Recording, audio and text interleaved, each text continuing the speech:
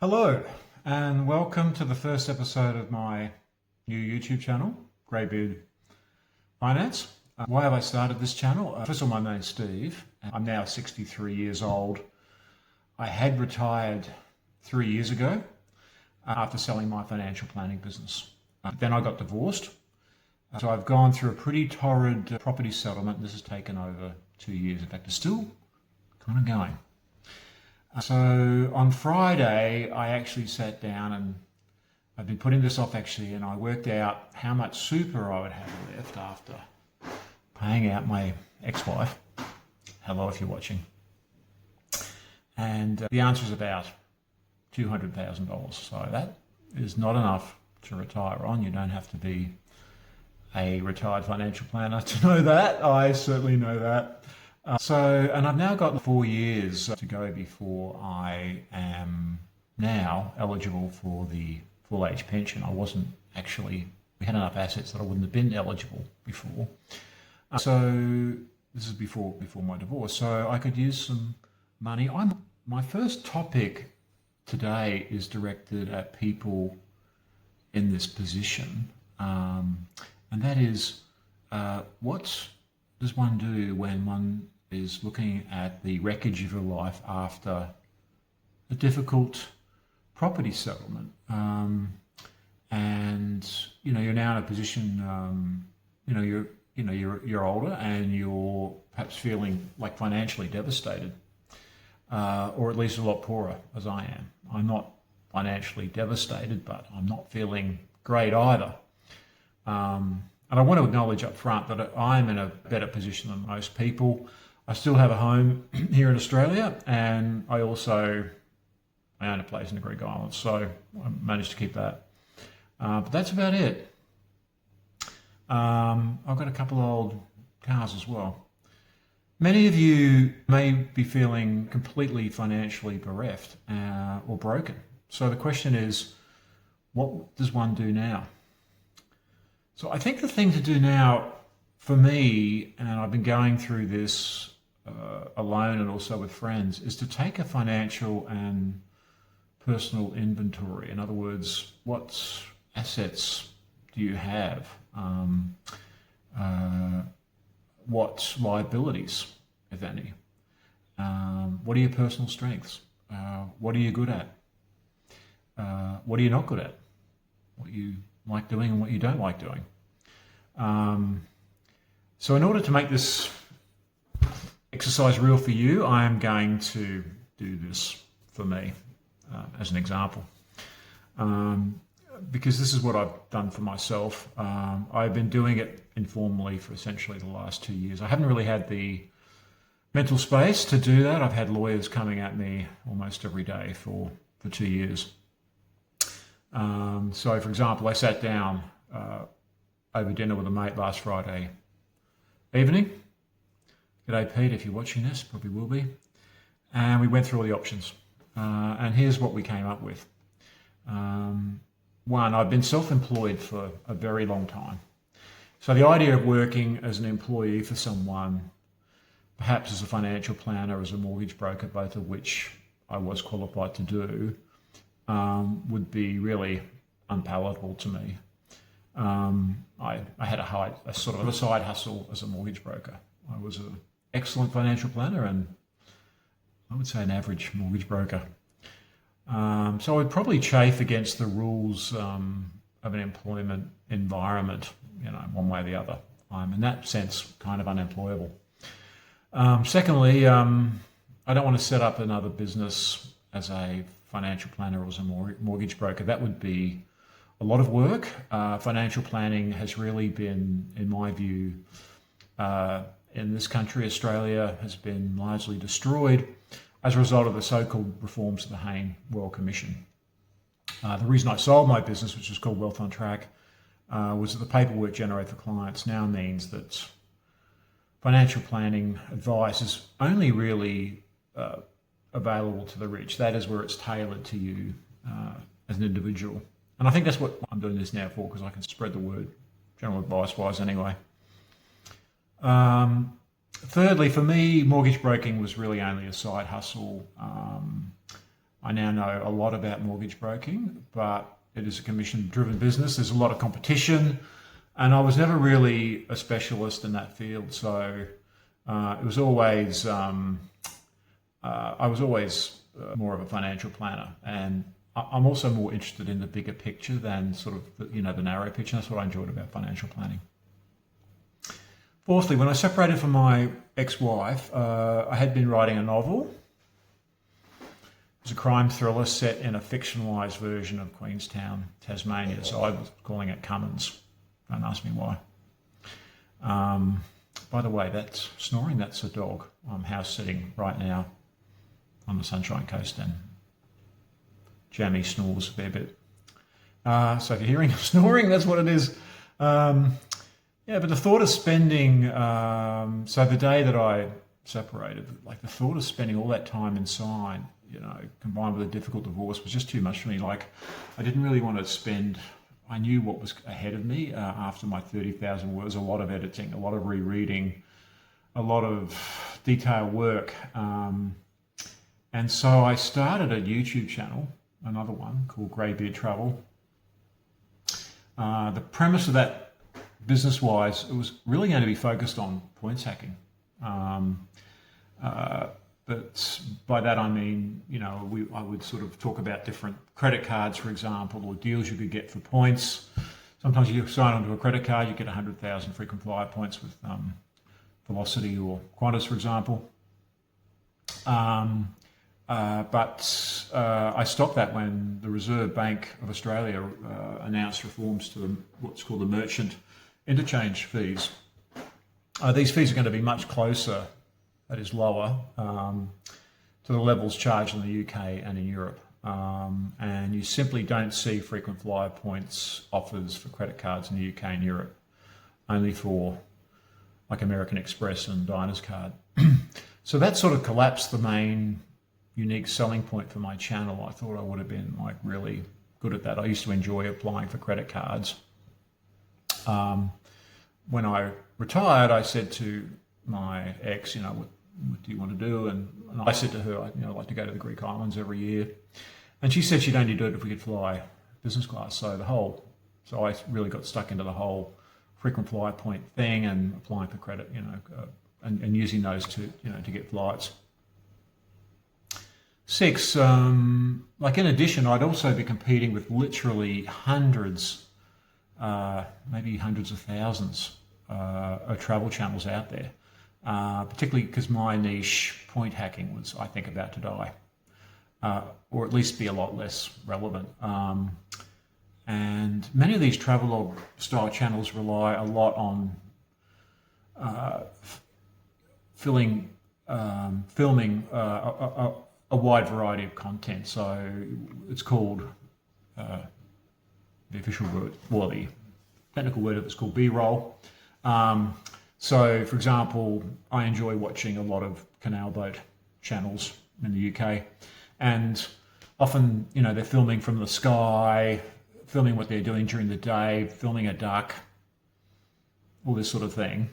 All of this, it's called B-roll, and that then has to be painstakingly edited in with you talking to the camera, which I'm doing now. And then all we're doing, your flashy title. So editing like that, to me, that was just like not my forte, and too much work, quite frankly. So 7.7, I saw one couple, there's a very good, I thought very good YouTube travel channel called JP and Amelia, an American couple. And they'd actually taken a break recently from putting up videos. They were simply exhausted, I think, from all the filming and editing. And JP gave the example of when they were in Paris. The video took them 69 hours in total to film and edit, which is a lot for, I don't know, less than an hour's video. Number 8, my role model for the channel is actually a channel about psychology. It used to be called Psych Hacks, but these days the channel is called Orion Taraban, Dr. Orion Taraban. So not that this has well, it has a bit to do with psychology, but more about financial psychology. But he recently got to 1 million subscribers over a period, I think, of 4 or 5 years. And Orion essentially does what I'm doing now. He writes a 10-minute script. I hope this is 10 minutes. And reads it to the camera. So I keep looking to my right here, looking at my computer. And it's all A-roll, so I don't have to worry too much about editing. It's just about me, no fancy editing required. 9, so that will make this channel, my channel, Greybeard Finance, much more sustainable. I'm not going to blow up on you, and think it's all too much, because I think it's going to be more sustainable for me, and therefore you'll get to see many more videos and a lot more content. So 10, I encourage you to subscribe to the channel and like the content if you've come this far. I'm committed to giving you more content. We're going to be two videos a week, so this is video number 1. And I'm committed to doing this as the alternative to doing this is getting a job. And I really don't want to do that. And I've got something to do with my days. So, it's sink or swim time. I'm going to do this and do at least 100 videos and then assess, and then we'll see. YouTube allows me maximum flexibility. I can be anywhere in the world. A friend has very kindly offered me a place to stay in London. They're selling their home in Wimbledon. So I'm going to take that up and fairly soon and go over to London and film the videos there. So in about a month or 2, you'll see me filming in London. It won't be London B-roll though, because I'll just be in my friend Stephen's room. So we're all different, and Theodore Roosevelt said that comparison is the thief of joy. And I want to recognise that many of you will be left with nothing in terms of property, for example. You may have effectively lost your house. And I have many friends who are much better off than me. I've got friends that might have chosen better with their partners. And of course, some people, my psychologist friend Mark suggests 70% of people stay in relationships to avoid being lonely, but also to avoid these messy property settlements. So yeah, it's tough. And some people just don't want to do that. So here are some suggestions I have for managing your life if you are dealing with the aftermath of a difficult property settlement. 1, consider trying house sitting. So I've been house sitting for the last 2 months here in Southeast Queensland. This has allowed me to rent out my house, both my houses, on Airbnb when I'm not there. And for you, it might mean you don't have to pay rent to someone. I actually saw there was a girl down the street here who had an ad out in the street, and she was clearly touting for more house sitting jobs. And yes, I've also met other people who are lucky enough to have friends offer them a house sit. And so am I, here we are, So, yeah, that's a lucky break though. 2, if you have a job and you enjoy working, keep working as long as you can. I used to say this all the time to my clients when I was a planner. It makes a massive difference to your financial outcome and to your superannuation. At least until you can hit the pension age, which these days is 67 in Australia, 65 in New Zealand. So this might allow you to salary sacrifice some more money into your super, or at least build your super with your employer contributions. So, and if you're American, when I talk about super, I think you would call that a 401k scheme. So I think, don't really know. Thirdly, do an inventory of what physical assets and personal skills that you have. Perhaps you can organise a side hustle, like a YouTube channel, or dog walking. Something that reflects your personal interests. Otherwise, it won't be sustainable and it'll become a chore for you. 4, consider doing training that you might need for a new role. Perhaps you'd like to be a real estate agent, say at Port Douglas. I used to own a home till recently. You can live up there if that is where you'd like to retire to, and sell people their dream properties. You would need to do the appropriate training for that state, of course, and then apply for work. You would also want to consider some form of sales training. And also do some job interview practice as well. I've seen that make a difference. Yeah, so as I say, many years ago, a person I knew could not get a job, and she went to Sydney for some job interview training. And then she went and interviewed for exactly the same role with exactly the same person and got the job. And she was actually fairly successful at it once she got it. So often it's just about having the right skills for interview training. 6, make sure that you prioritize your physical and mental health above all. So, I mean, I have pretty good habits. I work out a fair bit anyway, but recently for me, I was getting quite lonely on a long house sit in a lovely house in Brisbane.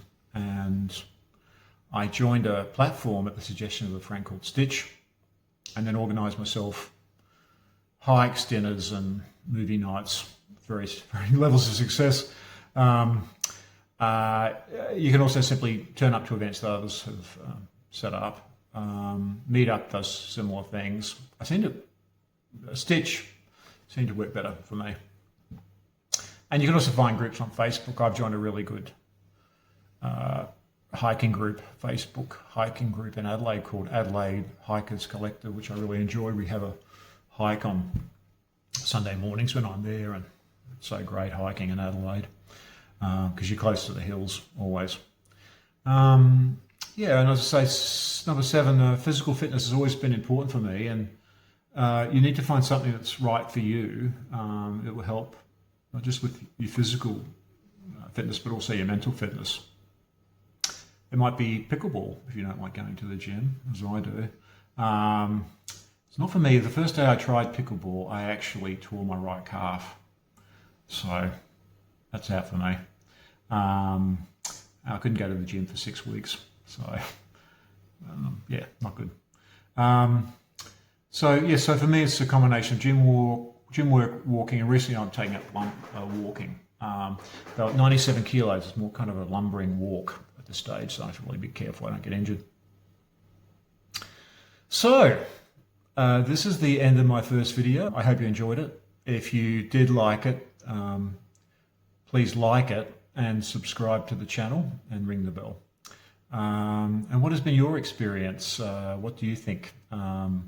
Please let me know in the comments. Being my first video, I can guarantee that your comments will be read. And I'll see you next time.